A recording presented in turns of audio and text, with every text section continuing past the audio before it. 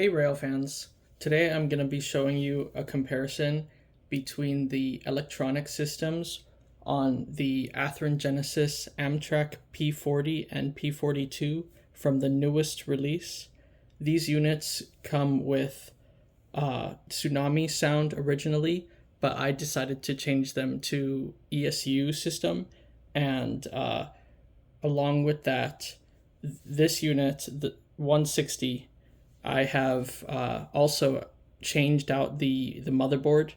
The Athearn Genesis motherboards are just way too dim from my experience. I got one board on 824 that was actually brighter than the board for 160, even though they're from the same release.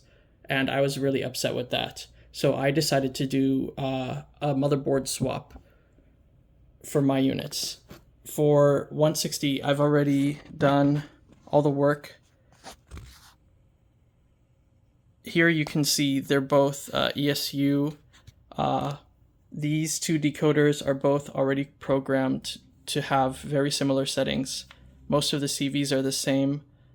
This unit just has the Athearn Genesis motherboard.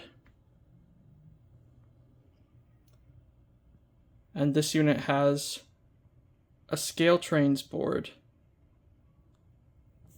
from an ES44 that I got on eBay. I rewired the capacitors to the back of the locomotive and soldered all the connections for the LEDs.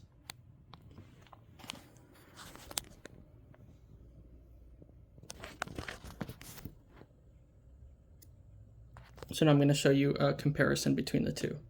First, I'm going to do the Athearn Genesis board. This is what your locomotive would look like out of the factory just by doing the decoder swap. There's the headlight.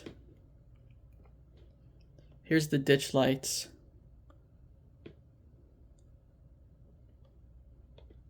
And the marker lights.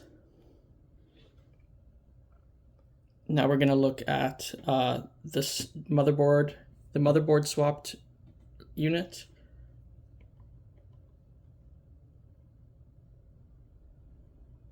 It's a huge difference. There's the marker lights. Here's the headlight.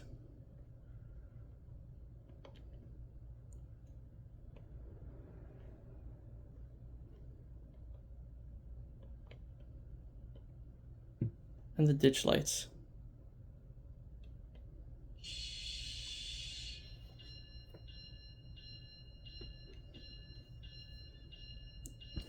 As you can see, there's a huge difference between the two. The Athearn unit looks like it's always dim. When the shell is on, it always looks dim, as if you're dimming it on purpose, or it's just sitting and not doing much. With the scale trains motherboard, its magnitude's brighter. It's just way more realistic, and the difference in the light that's actually cast in the environment is much more realistic. So I hope this video inspires you guys to do the switch